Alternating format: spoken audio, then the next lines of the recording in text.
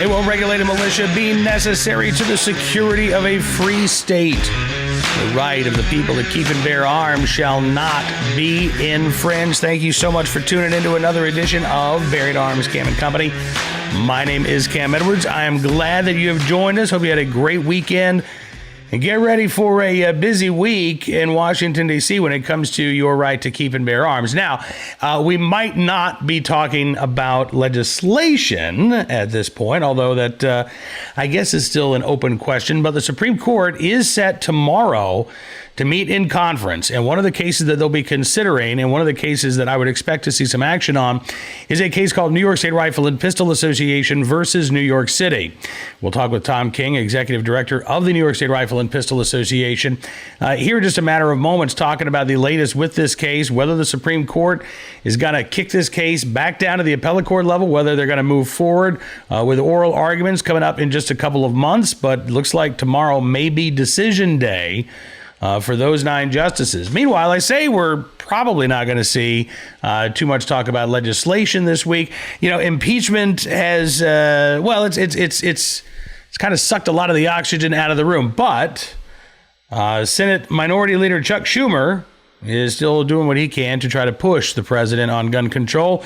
Calling for President Trump to go ahead and embrace quote-unquote universal background check laws. Said on Sunday that he can prove that he can still govern. Trump can by passing quote-unquote universal background checks. Quote, the best way President Trump can prove he can still govern is universal background checks. That's where governing begins. So, really the only way you can prove that you're still governing is if you, sign a bill that you said you'd veto. That's the only way that you can prove that you're governing.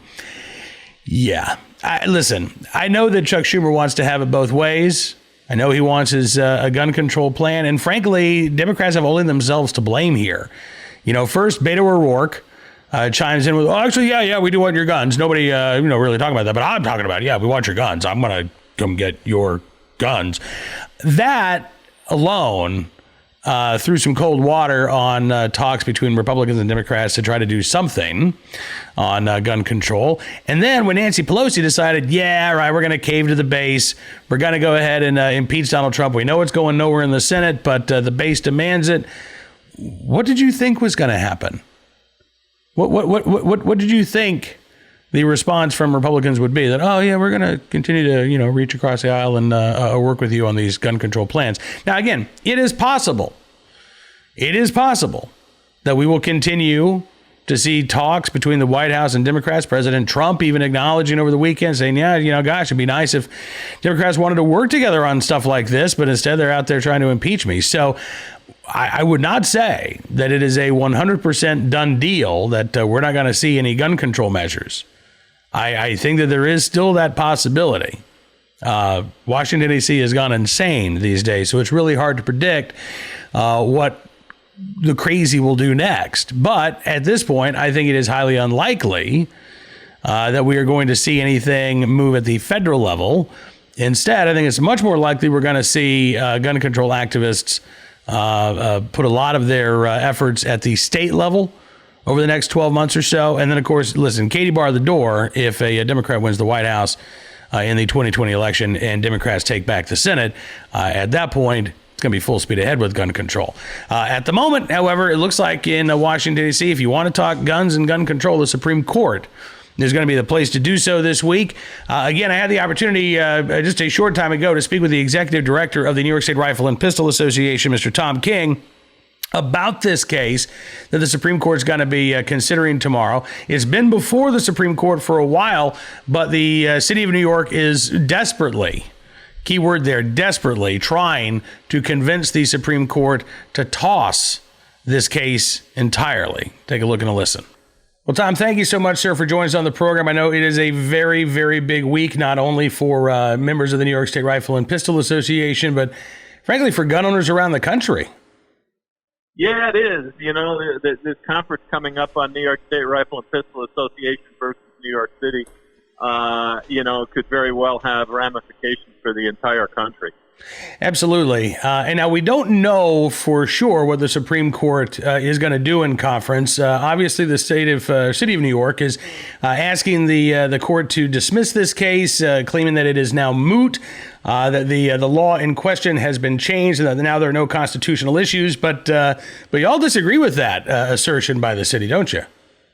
Oh, yeah, we do, and we think that the court does, too, because they've already set an argument date in December. This is going before the full court. I think it's December 2nd. Yeah, that is interesting. You're right. So tomorrow the Supreme Court meets in conference, and one of the things that they'll be deciding is, again, whether or not to continue to hear this case after the city has decided or declared that it should be avoided for mootness. But as you mentioned, last week the Supreme Court set an argument date for oral arguments in this case in December.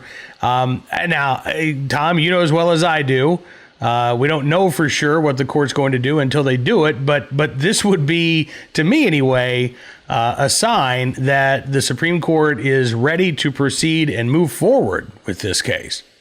Well, that's what that's what you could assume by doing this, and particularly since the city of New York passed a law back in, I think it was June or early July to moot the case, and the Supreme Court said no. Okay, and then New York State passed a law, which is really strange because New York City has home rule, and the Assembly and the Senate never fool around with New York City because the City Council has the ability to override New York State law as long as they make the laws more stringent. Yeah, I mean, look, there have been all kinds of efforts to try to avoid a Supreme Court decision in this case, which is, and it is interesting because the law in question is a law that doesn't impact every gun owner in New York State. It does impact every handgun owner in New York City. And can you explain, Tom, for those who are wondering, okay, well, what is the actual law that's being challenged? What is the complaint of the New York State Rifle and Pistol Association against New York City? Well, what's going on is that pistol permit holders in New York City cannot leave the 5 boroughs without the permission of One Police Plaza, and that's very rarely, if ever, given. And so they have to, even for practice, they have to go to a range that's in the 5 boroughs, and I think there's maybe 3 ranges that are within the 5 boroughs where people could practice that if they were members and if they could get to be members. Okay, and they, even if they own a home upstate, they're prohibited from bringing their guns to their other home. New York City police officers and officials have said, go rent a gun or buy a gun and keep it upstate, which is illegal.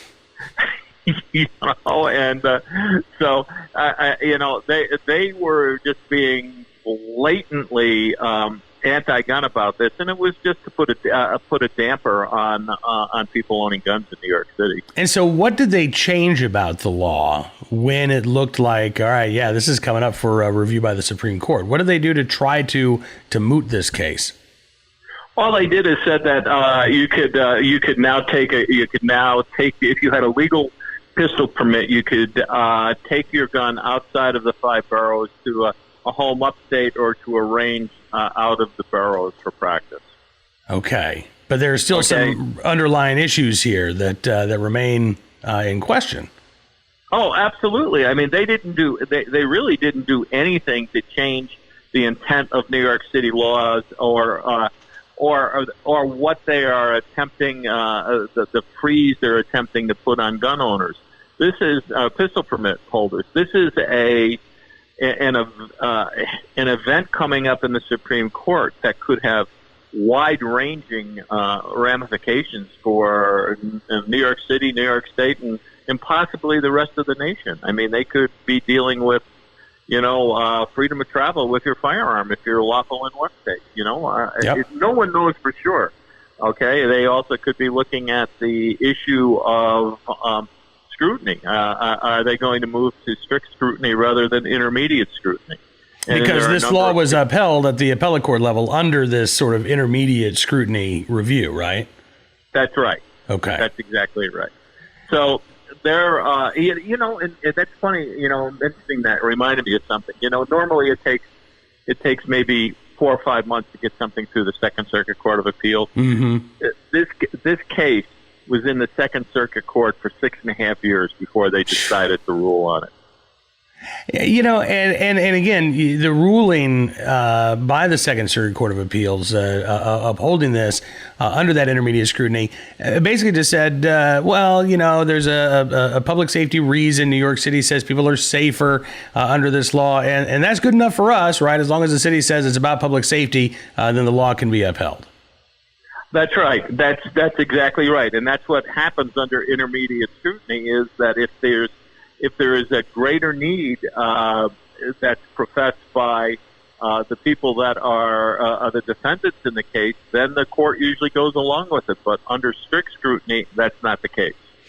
All right. Well, again, I suppose it's possible that the Supreme Court could meet in conference tomorrow and not decide anything with the New York State Rifle and Pistol Association case. But given the fact that they have set that date for oral arguments in early December, again, I'm going to read some tea leaves here and say I think it's unlikely that the court delays action too long because, one way or the other, this case is proceeding at the moment, right? So you got to get ready for the oral arguments. If they are going to declare this moot, they want to do that as soon as possible. If they want to go ahead and put this, in stone and say, all right, yes, we're moving forward, they got to do that as well. This isn't really something that they can kick around for months and months, as we've sometimes seen the Supreme Court do with gun cases once they get to conference. Yeah, they have actually ordered the City of New York to proceed with the briefings for the oral argument.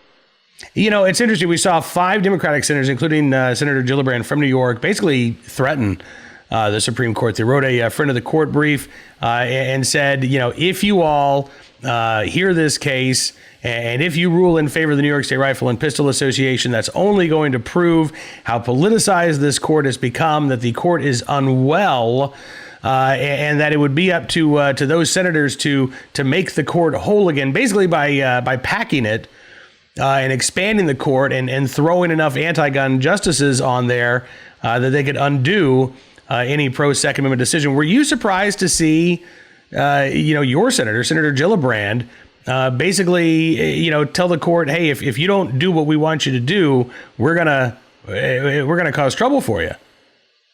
Turncoat Gillibrand? No, I'm not surprised to see her do anything. She's not the brightest bulb on the tree, first off, okay? And she does whatever Chuck Schumer tells her to do. And so I'm not surprised at all. And at the time she did that, she was running for president. What did she have? I think she had, what was it, 0 support? I think it was 0%, yeah. Yeah. Which is why she's no longer running for president. That's exactly right, and I think that, she will do or say anything she can to make herself relevant and to keep her name in the news. And she's learned very well from Chuck, because, what we've always said about him, there's not a press conference or a parade that he won't show up in, just so his face can be seen. That's right, yeah. Most dangerous place in Washington, D.C. is between Senator Schumer and a camera. Listen, right. Tom, I appreciate you coming on the program, sir. Fingers crossed that we get good news from the Supreme Court tomorrow, and we'd love to be able to check back in with you later in the week to get your reaction one way or the other. So we will continue to keep our eyes on the court tomorrow. We'll bring you any new details as they become available, and it is possible that the court does nothing. But I suspect that we won't have long to wait one way or the other. And it's important to note as well that if the Supreme Court decides for whatever reason to send this case back down to the appellate court level, or they declare that it's moot and void because of the changes to New York City's law, that does not mean that the Supreme Court won't hear a Second Amendment case very soon. There are several other cases that are queued up in conference ready to go. They could actually, they could decide tomorrow, okay, you know what? We're not going to hear this New York State Rifle and Pistol Association versus New York City case. That's moot. Instead, we're going to reach over here and we're going to hear the Rogers versus Grewal case, which is a challenge to New Jersey's concealed carry laws. We're going to hear that one instead. We're going to schedule that for oral arguments in the spring. Gun control advocates have been desperate to try to get the court to avoid reviewing any gun control laws. I mean, in the past few years, they've acquiesced in Illinois rather than fight for its ban on carrying handguns. They adopted a shall issue standard rather than, the court take a look at and make a ruling on their complete and utter ban on carrying firearms. Washington, D.C. adopted a good cause standard rather than their may issue standard because they, too, wanted to avoid Supreme Court scrutiny. The gun control groups cannot avoid this day of reckoning forever. Either they're going to keep changing their laws in order to avoid judicial scrutiny, or the Supreme Court is ultimately going to hear one of these cases and their unconstitutional laws are going to get thrown out. So again, I'm fingers crossed that we get a good decision from the court and the New York State Rifle and Pistol Association case proceeds. But one way or the other, I think the court is going to be hearing a Second Amendment case sooner rather than later. All right, let's get to our armed citizen story of the day, our good deed of the day. Another story from the failed criminal justice system, this time around Houston, Texas, where the man accused of murdering Harris County, Texas Deputy Sandeep Dhaliwal, well known to law enforcement. As you see there, the headline from KHOU in Houston, Texas, for 25 years. Law enforcement has actually been dealing with this suspect, originally arrested in 2002 on aggravated kidnapping and assault with a deadly weapon charges. Those are actually stuck. He was sentenced to 20 years in prison. He was paroled, though, in 2014, just 12 years into that 20-year sentence. And then 2 years ago, when he was on parole, he got busted for a DUI. The parole board, according to KHOU, was informed, but nothing happened. Also that same year, his then girlfriend filed an affidavit accusing him of assaulting her.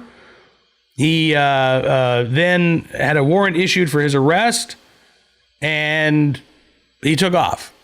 He's had that outstanding warrant for 3 years, and he's been on the loose. Andy Kahan, who is a Crime Stoppers victim advocate who spoke with KHOU in Houston, pointed to murders by other violent offenders who were paroled only to escalate. He pointed to the murder of a Bel Air pizza clerk 3 years ago. And he said there are thousands of blue warrants out for parole violators. He says, we just don't know how many of those are violent offenders. Well, again, a couple of opportunities there. If the 20-year sentence had been a 20-year sentence instead of a 12-year sentence, Solis would have been behind bars. If he had actually faced repercussions for his DUI while on probation, Solis might have been behind bars. But instead, a 20-year prison sentence turns into a 12-year prison sentence. A DUI while on parole amounts to nothing. And then when a warrant's issued after a alleged violent assault, again, he takes off, right? And not to be seen for 3 years, again, until he is accused of murdering that deputy there in Harris County, Texas. Now, our armed citizen story of the day from Houston, Texas as well. KHOU, Channel 11, reporting on a woman who was able to protect and defend herself after her ex-boyfriend broke into her home. This was 10 p.m. last Tuesday. Police responded to a home in Houston, Texas, found a man with a gunshot wound to the chest. And they say that the woman who allegedly shot him told investigators she felt threatened when he broke into her home. She said she had trouble with her ex recently. And after he broke in, she shot him once in the chest. He was taken to the hospital. At last report, he was expected to survive. 2 other females inside the home at the time of the shooting. No other injuries reported. No charges immediately filed in the case. Any updates that I've seen don't indicate that any charges will be filed. So this looks like a case of self-defense there in Houston, Texas. Now, our good deed of the day from Moore County, North Carolina, where an off-duty police officer came to the aid of a man in a burning home, Vass, North Carolina. This was early Sunday morning, south of Vass on Highway 1, according to authorities. Home fully engulfed in flames.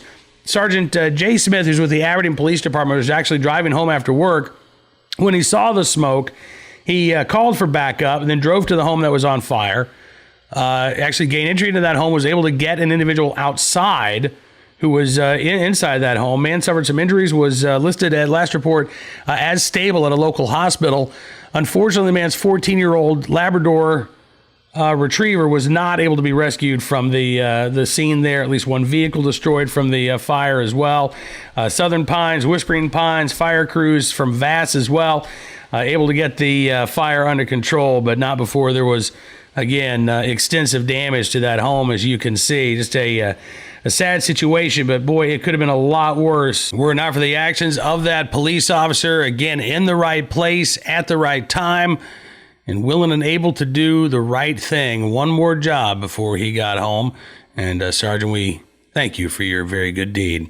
That is going to do it for this edition of Bearing Arms Cam and Company. Thank you again for being a part of the program. You can, of course, find us as a podcast on Spotify, Stitcher, townhall.com podcast, Apple Podcasts as well.